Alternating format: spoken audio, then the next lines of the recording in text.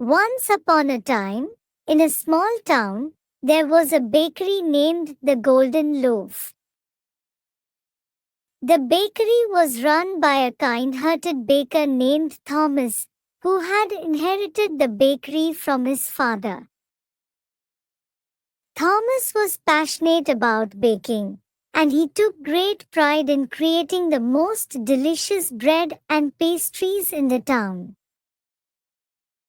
The aroma of fresh bread wafted through the streets every morning, and people would come from all over the town to buy their daily bread from the Golden Loaf. Thomas was always experimenting with new recipes and techniques, trying to create the perfect loaf of bread.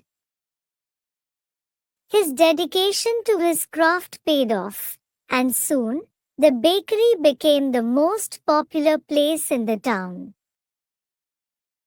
One day, a young girl named Sarah came into the bakery. She was new in town and had never tasted bread as delicious as the ones from the Golden Loaf. She was amazed by the variety of bread and pastries available at the bakery, and she decided to try them all. Thomas was delighted to see a new customer, and he offered Sarah a tour of the bakery.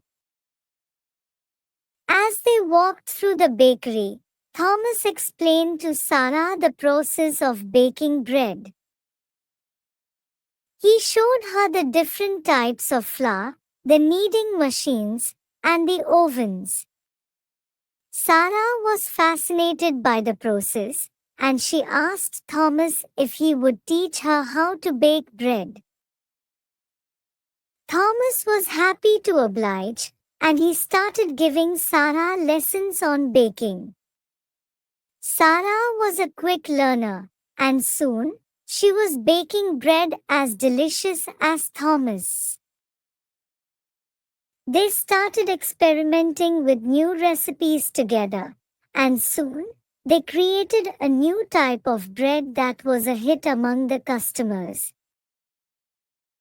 The new bread was a mixture of different grains, nuts, and dried fruits, and it was a perfect blend of flavors. Thomas and Sarah named it the Friendship Loaf as a symbol of their collaboration.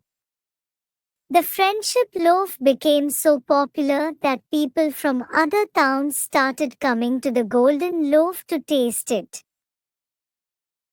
The bakery flourished under the partnership of Thomas and Sarah, and soon, they opened a new branch in a neighboring town.